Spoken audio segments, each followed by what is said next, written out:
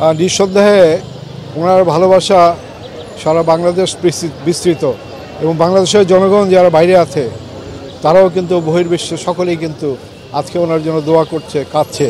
সারা বাংলাদেশের সাথে তারাও আছে, আমরা সকলেই আছি। আমরা সর্বশক্তিমান আল্লাহর কাছে দোয়া করব, আল্লাহ যাতে ওনাকে আবার সুস্থ করে আমাদের মাঝে ফেরত নিয়ে আসেন, বাংলাদেশের মানুষের ভিতরে ফেরত নিয়ে আসেন। উনি যদি জীবিত থাকে বাংলাদেশ ঠিক থাকবে, বাংলাদেশের রাজনীতি ঠিক থাকবে। ওনাকে ছাড়া আমরা বিরাট বিপদে পড়ে যাব, আমরা অনেক অসুবিধায় পড়ে যাব।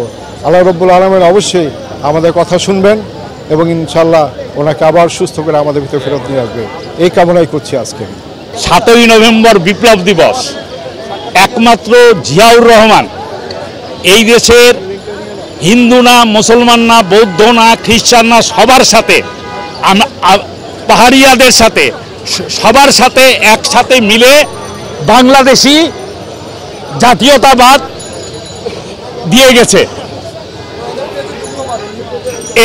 এইটা অনেক পাওয়া আমাদের। তারপরে দেশনেত্রী বেগম খালেদা জিয়া 91-এ যে অবদান রেখে গেছে, আবার 2001 সালে এসে যে অবদান রেখে গেছে, সেই অবদানকে আমরা কেউ ভুলতে পারবো না।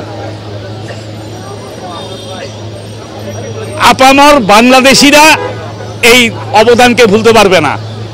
আমরা সবসময় ওনাকে করছি, ওনার সুস্থতা কামনা করছি, যেন আমাদের সাথে আবার দেখা হয়। আমরা যেন তাকে সভা সমাবেশে সাধারণ জনগণ হিসাবে আমরা যেন তাকে দেখতে পাই।